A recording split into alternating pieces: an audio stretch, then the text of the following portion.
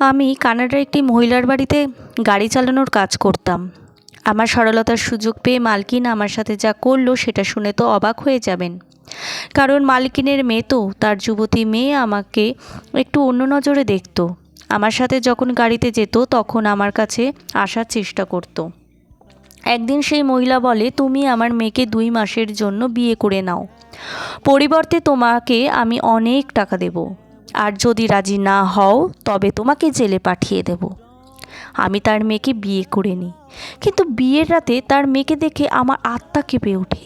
কারণ সেই মেয়ে, আমি কানাডায় একটি ধনী মহিলার বাড়িতে গাড়ি চালানোর কাজ করতাম। তার মেয়ের কোথাও যাওয়ার হলে সে আমার সাথে যেত।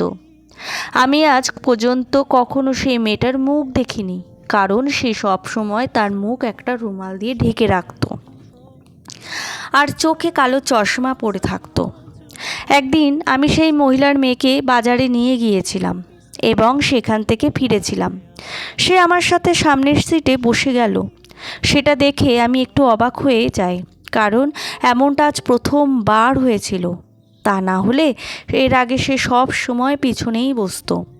হায়রানি তো তখন হয় যখন চলন্ত গাড়িতে সে আমার হাতের ওপর হাত রেখে দেয়।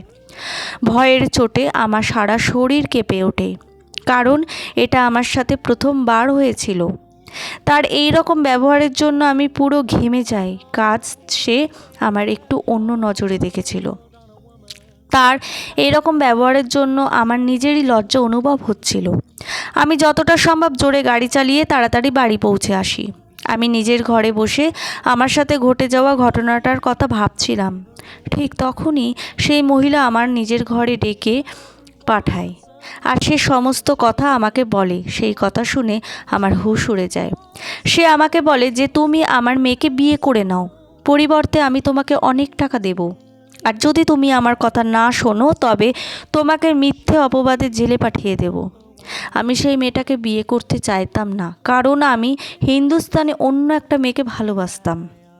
কিন্তু নিজের দারিদ্রতা আর মহিলার ধমকে ভয় পেয়ে আমি তার মেয়েকে বিয়ে করার জন্য রাজি হয়ে যাই। সে মহিলা আরও বলে যে, তুমি যদি চাও 2 মাস পর আমার মেয়েকে ডিভোর্স দিয়ে দিতে পারো।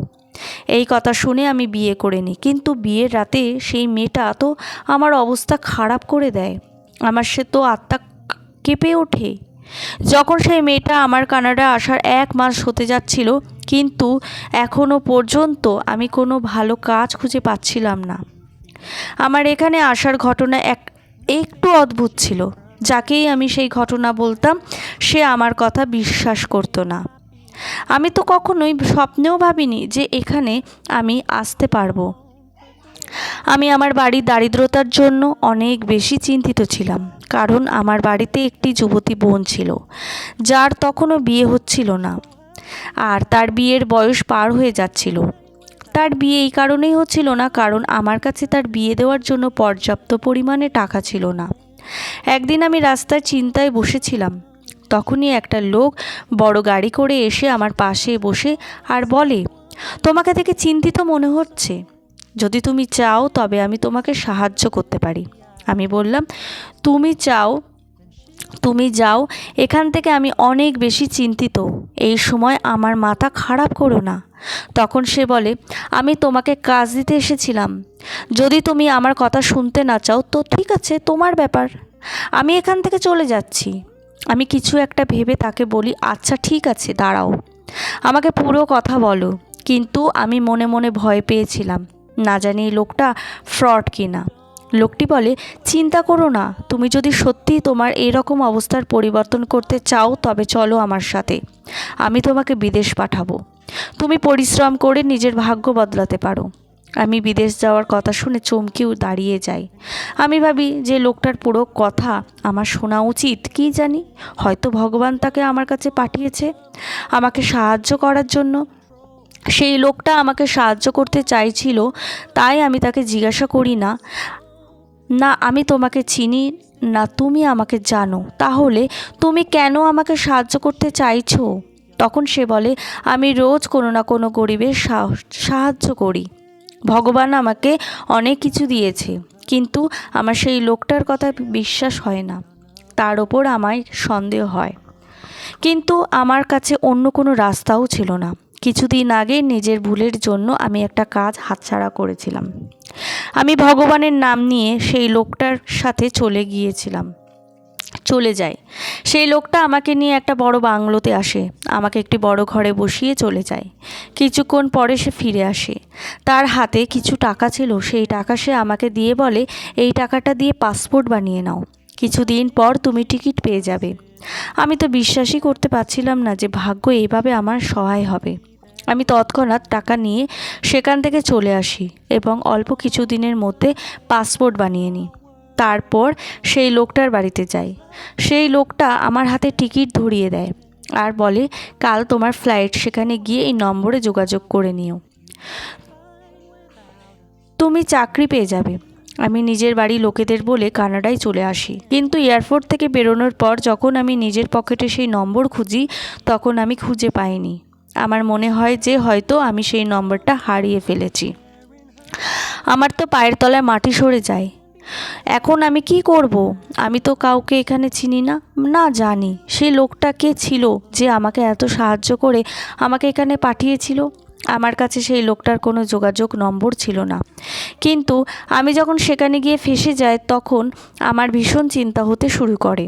প্রথম তো আমি এখানে এসে অনেক কষ্ট করে মাজুদরে কাজ করতে শুরু করে দিই, যাতে নিজের পেটের খিদে নিবারণ করতে পারি। আমার এখানে আসার 3 মাস হতে যায়, কিন্তু এখনও অবধি আমি বাড়িতে 1 টাকাও পাঠাতে পারিনি। এখানে নিজের পেট চালানোর আমার জন্য কষ্টকর হয়ে দাঁড়ায়। কোনো রকমভাবে আমি নিজের জন্য দুবেলা 2 মুঠো খাবার জোগাড় করতাম। হয়তো ভগবানেরও আমার ওপর দয়া হয়। আর একজন ধনী লোক তার বাড়িতে নিয়ে গিয়ে মালির কাজ দেয়। সেখান থেকে আমি ভালো মাইনে পেতাম। সেখানে মালিকের এক মহিলা আত্মীয় প্রায় মালিকের বাড়িতে আসতো। সে যখনই আসতো আমাকে গভীরভাবে দেখতো, আর তার এইভাবে তাকানোর খুব ভালো করে লক্ষ্য করতাম। একদিন আমার মালিক তার সেই আত্মীয় মহিলার বাড়িতে আমাকে পাঠিয়ে দেয় আর বলে, আজ থেকে তুমি ওখানেই কাজ করবে আর তার বাড়িতে গাড়ি চালানোর কাজ করবে। সেই মহিলা আমাকে ভালো টাকা মাইনে দেয় আর আমাকে থাকার জন্য একটা ভালো ঘর দেয়। কিন্তু এখনকার চাকরদের ছোট একটা ঘরে থাকতো, শুধুমাত্র আমাকেই থাকার জন্য আলাদা একটা ঘর দেওয়া হয়েছিল। এই মহিলার একটা যুবতী মেয়ে ছিল। সে যখনই কোথাও যেত নিজের সাথে আমাকে নিয়ে যেত, কিন্তু আজ পর্যন্ত আমি কখনো তার মুখ দেখিনি।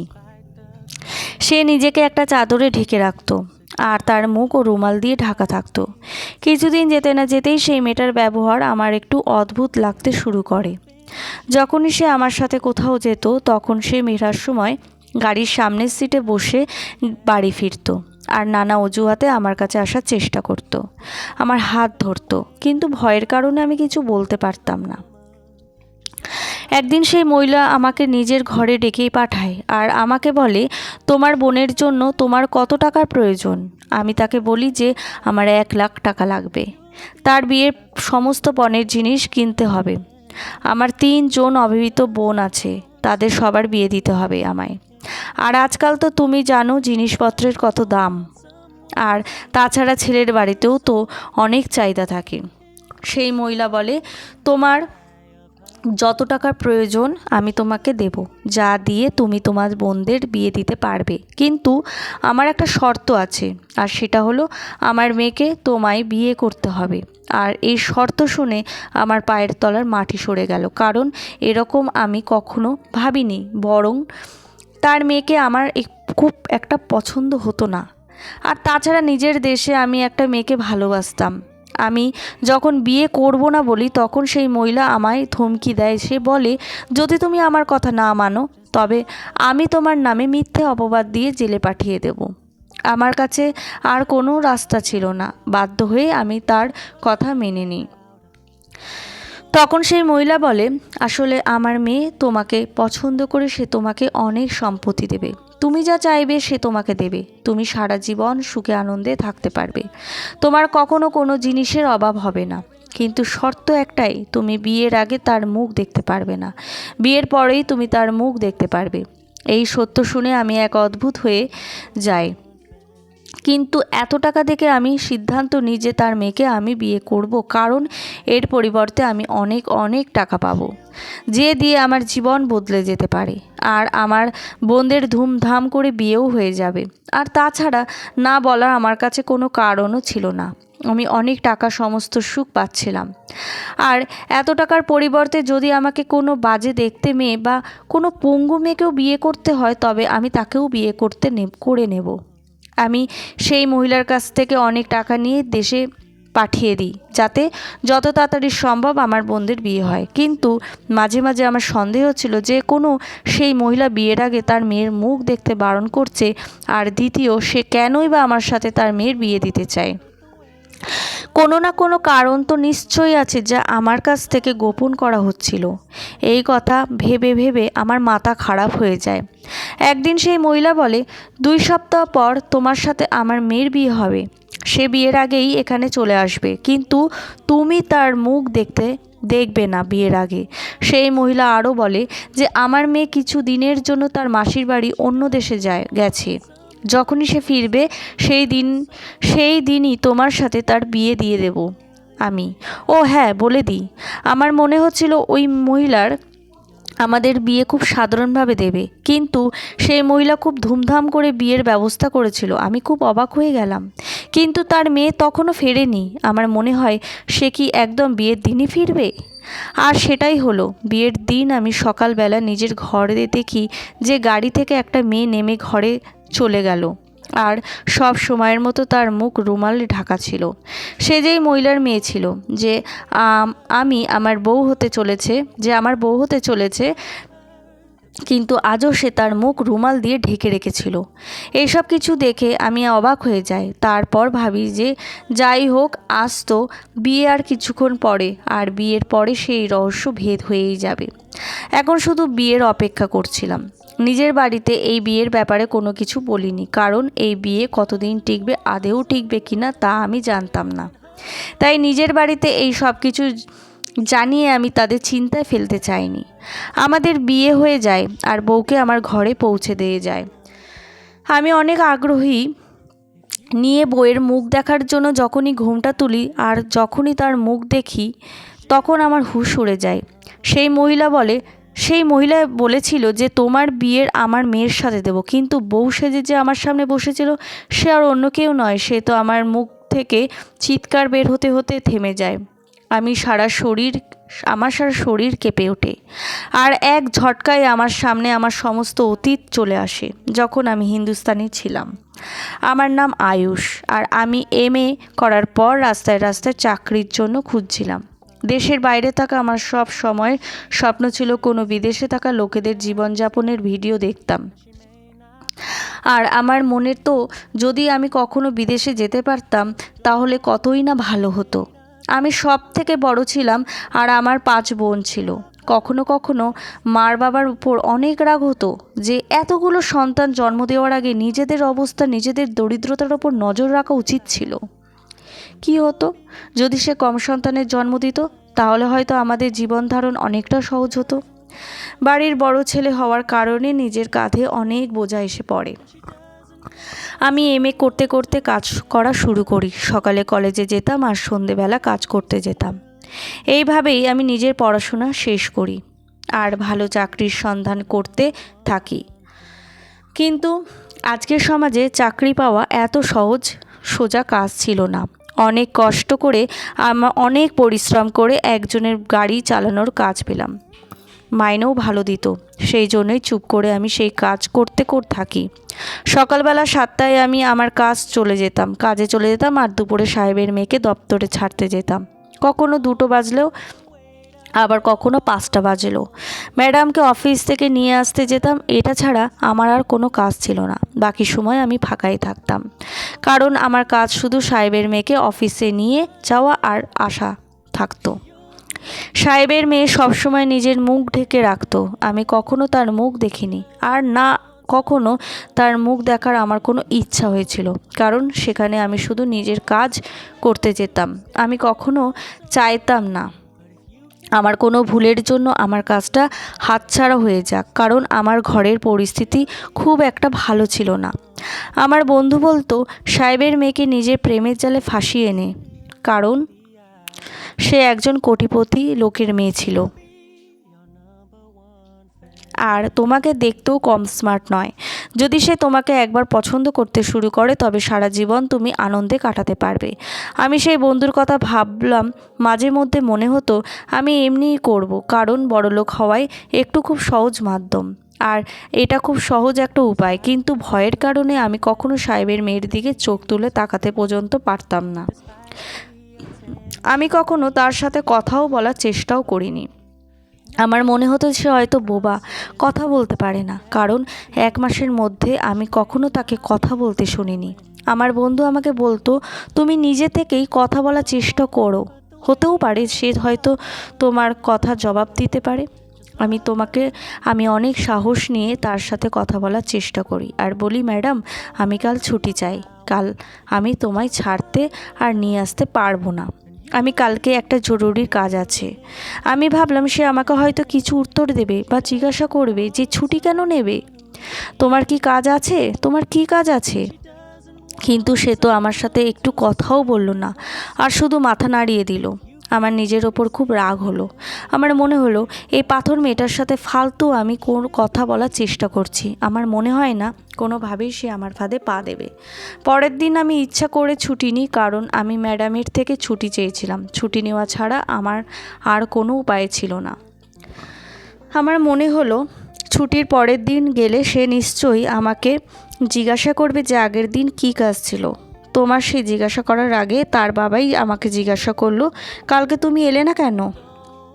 আমি তখন বলি, সাহেব কালকে আমি বাড়িতে ছিলাম না, আমি তো ম্যাডামকে বলেছিলাম যে আমার কাল জরুরি একটা কাজ আছে, আমি আসতে পারবো না। সাহেব বলে, আচ্ছা ঠিক আছে, পরের বার ছুটির দরকার হলে আমাকে জিজ্ঞাসা করবে, আমার মেয়ের সাথে কথা বলার প্রয়োজন নেই, পরের বার থেকে এটা মনে রাখবে।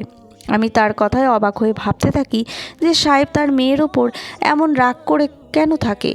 আমি কখনো তাকে তার মেয়ের সাথে ভালোভাবে কথা বলতে দেখিনি। একদিন বাড়ির পুরনো চাকরের কাছ থেকে জানতে পারি যে সে আমার সাহেবের মেয়ে নয়, বরং আমার সাহেবের ভাইয়ের মেয়ে। তার নাম খুশবু, কিন্তু সবাই তাকে রিয়া ম্যাডাম বলে ডাকে। আসলে সে অন্য দেশের বাসিন্দা, বছরের কিছু মাসে এখানে আছে। সাহেব তার কাজ একদম পছন্দ করে না, কিন্তু সে কিছু বলে না। আমি কাজ পর্যন্ত ঠিক করে দেখিনি কে সে, কোথায় যায় আর কি কাজ করে। আমি শুধু তাকে তার কাজের জায়গায় নামিয়ে দিয়ে চলে আসি। পরের দিন যখন আমি তাকে ছাড়তে যাই আর বোর্ডে দেখি, তখন আমার পায়ের তলার মাটি সরে যায়। সেটা কোনো এক সংস্থা ছিল যেটা তৃতীয় লিঙ্গের লোকজন দেখাশোনা করত। মেয়েটা সেই সংস্থার ভিতরে চলে যায়। আমি কিছুটা দূরে গাড়ি দাঁড় করিয়ে দিই। কিছুক্ষণ পরেই সেখান থেকে তৃতীয় লিঙ্গের মানুষ বের হয়। আমি একজন লোককে জিজ্ঞাসা করি যে এখনকার মালিক কে। তখন সে বলে, রিয়া ম্যাডাম। সে অনেক উচ্চ বংশের মেয়ে, আর সে অনেক ধনী পরিবারের মেয়ে, এবং পাশাপাশি সে একজন ভালো মনের মানুষ। সে এখানে তৃতীয় লিঙ্গের মানুষদের পড়াতে আসে। আমি মনে মনে ভাবলাম, রিয়া ম্যাডাম কত ভালো, তৃতীয় লিঙ্গের মানুষদের কত খেয়াল রাখে। এখন আমার তাকে অনেক পছন্দ হতে শুরু করে। কিছুদিনের মধ্যে তার সাথে আমার কথা বলা শুরু হয়, এবং অল্প কিছুদিনের মধ্যে তার সাথে আমার বন্ধুত্ব তৈরি হয়ে যায়। এখন প্রায় আমাদের কথা হয়। গাড়িতে বসলে এখন সে আর মুখে রুমাল দেয় না। সারা রাস্তা আমরা কথা বলতে বলতে আসতাম। আমারও তার কাকার মতো তৃতীয় লিঙ্গের মানুষদের নিয়ে কাজ করা পছন্দ হতো না, কিন্তু আমি কখনো তাকে এই ব্যাপারে কিছু বলতে পারতাম না। আমার মনে হতো সেও হয়তো আমাকে পছন্দ করে। আমাদের কথা বলার খবর সাহেব মনে রিয়ার কাকার কানে চলে যায়, আর সে আমাকে তার ঘরে ডেকে পাঠায় আর বলে, তুমি যদি রিয়ার ব্যাপারে সত্যিটা জানতে পারো তবে উল্টো পায়ে ফিরে যাবে। দেখা করার তো দূরের কথা, তার দিকে তাকাবেও না কখনো। আমি তাকে জিজ্ঞাসা করি, কি সত্যি আছে রিয়ার ব্যাপারে? আমি তো তাকে বিয়ে করতে চাই। সাহেব আমার কথা শুনে আমার দিকে অদ্ভুতভাবে তাকাতে থাকে আর বলে যে সে মেয়ে নয়, বরং সে একজন তৃতীয় লিঙ্গের মানুষ। তুমি কি করে তাকে বিয়ে করবে? আর তার কথা শুনে আমার মাথা ঘুরতে শুরু করে। আমার মাথায় আকাশ ভেঙে পড়ে। আমি ভাবতে থাকি, আমার তখনই বুঝে যাওয়া উচিত ছিল যখন সে তাদের সাথে এত খোলামেলাভাবে মিশত।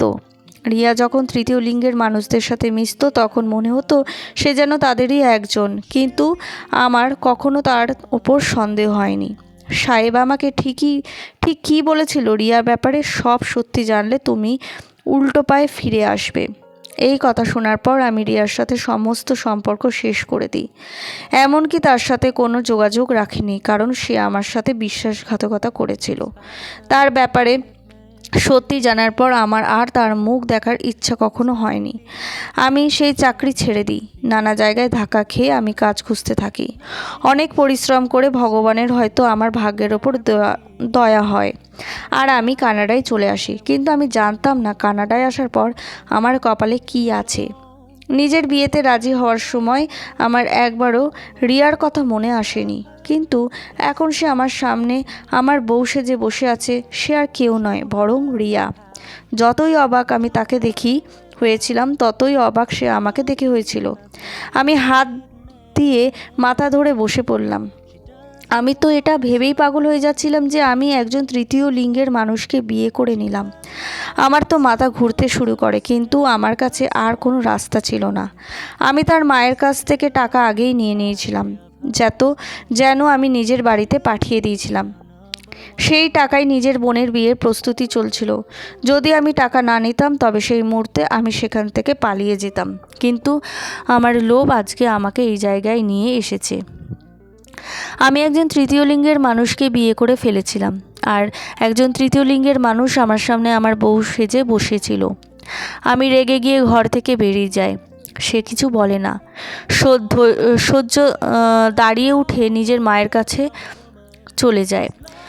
যখনই সে নিজের মায়ের কাছে যায় আমি তখনই ঘরের দরজা বন্ধ করে দিই। আমি তাকে নিজের ঘরে এক মুহূর্তের জন্য সহ্য করতে পারবো না। সারা রাত আমি জেগে কাটাই। যখনই সকাল হয় আমার শাশুড়ি মা আমার কাছে এসে আর ধমকি দেয়, বলে চুপচাপ আমার মেয়েকে মেনে নাও আর অনুষ্ঠানের জন্য তৈরি হও, না হলে তো তুমি জানো তোমার সাথে কি হতে পারে। আমি তোমাকে জেলে পাঠিয়ে দেব, বাকি জীবনটা তোমাকে সেখানেই কাটাতে হবে, তাহলে তোমার পরিবারের কি হবে। আমি বাধ্য হয়ে নিজের পরিবারের জন্য রাজি হয়ে যাই এবং অনুষ্ঠানের জন্য তৈরি হই, কারণ আমি জানতাম এই মহিলা অনেক দূর পর্যন্ত চেনা পরিচিত আছে। সে আমার সাথে যা কিছু করতে পারে, আর আমি এখানে কাউকে জানতামও না। যখন আমি বাইরে গিয়ে রিয়াকে দেখি তখন তাকে কোনো দিন থেকে তৃতীয় লিঙ্গের মানুষ বলে মনে হচ্ছিল না। তাকে দেখে কেউ বিশ্বাস করবে না যে সে মেয়ে নয়, বরং তৃতীয় লিঙ্গের মানুষ। অনুষ্ঠান শেষ হওয়ার পর আমি ঘর থেকে বেরিয়ে বারান্দায় আসি। তখন আমার শাশুড়ি আমার কাছে আসে এবং খুব ভালোভাবে আমাকে বলে, তুমি এখানে একা কী করছো? আমি তাকে অনেক রেগে বলি, তুমি আমার সাথে বিশ্বাসঘাতকতা করেছো। আমাকে বলেছিলে যে আমার বিয়ে তোমার মেয়ের সাথে হবে, কিন্তু তুমি তো আমাকে ধোঁকা দিয়ে আমার বিয়ে একজন তৃতীয় লিঙ্গের মানুষের সাথে দিয়ে দিলে। তুমি আমার বাধ্যতার সুযোগ নিয়েছো। তখন সে বলে, তোমাকে কেউ ভুল খবর দিয়েছে। আমার মেয়ে তৃতীয় লিঙ্গের নয়, বরং সত্যতা অন্য কিছু, যেটা তুমি জানো না। আমি রেগে গিয়ে বলি, আমি কোনো সত্যি শুনতে চাই না, তুমি আমাকে রেহাই দাও। শাশুড়ি কিছু বলার আগেই রিয়া ঘর থেকে বেরিয়ে বলে, ঠিক আছে, 2 মাস পরে আমি তোমাকে ডিভোর্স দিয়ে দেবো আর হিন্দুস্তানে চলে যেও। আর আমার মা তোমাকে যত পয়সা দিয়েছে তার 1 টাকাও তোমাকে ফেরত দিতে হবে না, কিন্তু আমার আর একটা শর্ত আছে। রিয়ার কথা শুনে আমি খুশি হয়ে যাই। ঠিক আছে, 2 মাস পরে সত্যি আমি মুক্তি পেয়ে যাব। তার শর্ত এটাই ছিল যে 2 মাসের জন্য সবার সামনে আমার সাথে একজন ভালো বরের মতো ব্যবহার করতে হবে, কারণ সবেমাত্র আমার বিয়ে হয়েছিল আর আমাদের নিমন্ত্রণ বাড়িতে যেতে হচ্ছিল। আমি অনেক অবাক হয়ে ভাবতে থাকি যে এখানে কানাডায় কেন কেউ রিয়ার আসল ব্যাপার জানে না, যে সে আসলে কে। এই 2 মাস আমি তার দিকে পুরো নজর রাখি, কিন্তু আমি কিছুই জানতে পারি না দিনের সময় তার সাথে আমার সব সময় থাকতে হতো, কিন্তু রাতের বেলা আমি অন্য ঘরে চলে যেতাম আর সে নিজের ঘরে থাকতো। এইভাবেই 2 মাস পূর্ণ হয়ে যায়। আমি ডিভোর্স পেপার তৈরি করে নিই। আমার শাশুড়ি আমাকে বলে, তুমি আরও একবার ভেবে দেখো, এখনও সময় আছে, তুমি আসল সত্যি জানো না। দেখো যেন এমন না হয় যে সব সত্যি জানার পর তোমাকে আফসোস করতে হয় আর নিজের করা ভুল সিদ্ধান্তের জন্য তোমাকে পস্তাতে হয়। আমি বুঝতে পেরেছিলাম যে সে তো আমাকে আটকানোর জন্য এমন কথা বলছে। সে আমাকে নিজের মেয়ের সাথেই রাখতে চায়, কিন্তু আমি হিন্দুস্তানে ফিরে যাওয়ার সিদ্ধান্ত নিয়েছিলাম। আমি ডিভোর্স দিয়ে ফিরে আসি। ফিরে এসে আমি নতুনভাবে নিজের জীবন শুরু করতে চেয়েছিলাম, কিন্তু আমার কাছে কোনো চাকরি ছিল না। সেই জন্য আমি পরিশ্রম করা শুরু করে দিই। আমার মনে সেই সব স্বপ্ন ছিল, সব শেষ হয়ে যায়। 3 বছরের কঠিন পরিশ্রমের পর আমি নিজের একটা ব্যবসা শুরু করি। এই ব্যবসার কাজেই আমি একটা মিটিং করতে আমাকে বন্ধুর কোম্পানিতে যেতে হয়, যেখানে রিয়াকে দেখে আমি আশ্চর্য হয়ে যাই। আর এটা জেনে তো আমি আরও অবাক হয়ে যাই যে আমার বন্ধুর বউ। আমি বন্ধুকে ডেকে বলি, এটা তুমি কি করেছো? তুমি কাকে বিয়ে করেছো জনক? আমার বন্ধু আমার হাত ধরে অন্য একটা ঘরে নিয়ে গিয়ে বলে, এখানে নাটক করার কোনো দরকার নেই। আমি বললাম, তুমি কি জানো তুমি কাকে বিয়ে করেছো? সে বলে, হ্যাঁ আমি জানি, আর আমি সেই সব জানি যা তুমি জানো না। আমি বললাম, তুমি কি পাগল হয়ে গেছো? আমার বন্ধু বলে, না আমি পাগল হয়ে যাইনি, বরং আমি রিয়ার ব্যাপারে সব সত্যি কথা জানি। রিয়া তৃতীয় লিঙ্গের মানুষ নয়, বরং সে একটা খুব ভালো মেয়ে। সে যখন জন্মেছিল ডাক্তার মনে করেছিল হয়তো সে তৃতীয় লিঙ্গের মানুষ, কিন্তু 15 বছর বয়সে তার একটু রোগ হয়, আর অপারেশনের ফলে সে একদম সুস্থ একটি মেয়ে হয়ে যায়। কিন্তু তার পরিবারের লোকেরা এই কথা বিশ্বাস করে না। তার পরিবার আর প্রতিবেশী লোকেরা তাকে তৃতীয় লিঙ্গের মানুষ বলতে থাকে। লোকের কথায় বিরক্ত হয়ে তার বাবা মা তাকে কানাডায় নিয়ে চলে আসে। নিজের পড়াশোনা শেষ করে রিয়া তৃতীয় লিঙ্গের মানুষদের নিয়ে কাজ করার কথা চিন্তা করে, কারণ তাকে সবাই তৃতীয় লিঙ্গের মানুষ বলে অপবাদ দিত, কিন্তু সে সেটা ছিল না। তারপরেও তার পরিবারের লোক, প্রতিবেশীরা তার জীবনটাকে নরক বানিয়ে দিয়েছিল। রিয়া ভাবে, যারা সত্যি তৃতীয় লিঙ্গের মানুষ হয় তাদের না জানি কত কঠিন পরিস্থিতির মুখোমুখি হতে হয়। সেই জন্যই সে বছরের কিছু মাস হিন্দুস্তান যায় এবং সেখানে গিয়ে একটা সংস্থা খোলে। তার একটা এই কাজের জন্য তার আত্মীয়দের সন্দেহ আরও মজবুত হয় যে সে মেয়ে নয়, বরং একটা তৃতীয় লিঙ্গের মানুষ। এরই মধ্যে তোমার সাথে রিয়ার দেখা হয়। সে তোমাকে পছন্দ করতে শুরু করে, কিন্তু তুমিও বাকি সবার মতো ছিলে, আর তার কাকার কথা এসে তাকে ছেড়ে চলে গেলে। তোমার চলে যাওয়ার পর সে অনেক অসুস্থ হয়ে পড়ে। তো যখন তার মা তোমার কথায় জানতে পারে, তখন তোমাকে কানাডায় নিয়ে আসে। তোমার যাওয়ার সব ব্যবস্থা সেই করেছিল, যে কোনোভাবে তার মেয়ের সংসার সাজাতে চেয়েছিল। সেই জন্যই তোমাকে জোর করে বাধ্য হয় আর বিয়ের রিয়ার সাথেই দেয়। সে ভেবেছিল বিয়ের পর তোমার সমস্ত ভুল ধারণা শেষ হয়ে যাবে, আর তুমি সব সত্যিটা জেনে যাবে যে রিয়া একজন সাধারণ মেয়ে। কিন্তু তুমি তো রিয়ার কোনো কথাই শোনোনি, আর তাকে নিজের ঘর থেকে বের করে দিয়েছিলে। তুমি রিয়াকে সেটাই ভাবছিলে যেটা লোকে তোমাকে বলছিল। যদি তুমি একবার তার কথা শুনতে, তবে তুমি সব সত্যি কথা জানতে পারতে, কিন্তু তুমি তো তাকে ডিভোর্স দিয়ে ফিরে চলে এলে। তোমার ফিরে আসার পর সে আবারও ভেঙে পড়ে। সেই সময় আমি তাকে সাহস যোগাই। তার সব সত্যি জানার পর আমি তাকে বিয়ে করার প্রস্তাব দিই, আর আমরা সারা জীবনের জন্য হিন্দুস্তান চলে আসি। এই সব কথা রিয়া নিজে আমাকে বলেছে, যাতে ভবিষ্যতে তোমার মতো যাতে আমি না তাকে ছেড়ে চলে যাই। এই সব কথা শুনে আমার মনে হচ্ছিল যেন আমার শরীর থেকে প্রাণ বেরিয়ে যাচ্ছে। এটা আমি কি করেছিলাম? আমি নিজের পায়ে নিজে কুড়ুল মেরেছিলাম।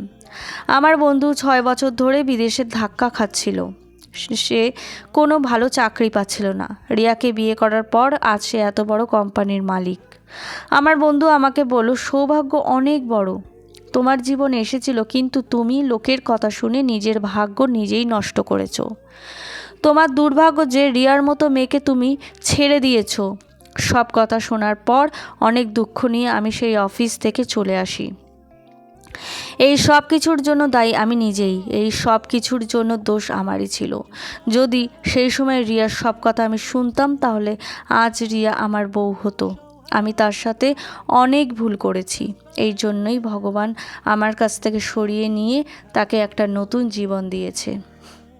আর আমার আফসোস করা ছাড়া আর কোনো রাস্তাই ছিল না। এই ভুলের বোঝা সারা জীবন আমাকে বয়ে নিয়ে বেড়াতে হবে, কারণ আমার ভুলের সাজা আমাকে ভোগ করতে হবে, আর এইভাবেই আমাকে জীবন কাটাতে হবে। তাই বন্ধুরা, তোমাদের একটা কথা বলি, সুযোগ মানুষের জীবনে বারবার আসে না, তাই যে কোনো সুযোগ পেলে সেই কাজটা জেনে বুঝেই করবে, যেন সেই ভুলের কথা ভেবে সারা জীবন অনুতপ্ত হতে না হয়।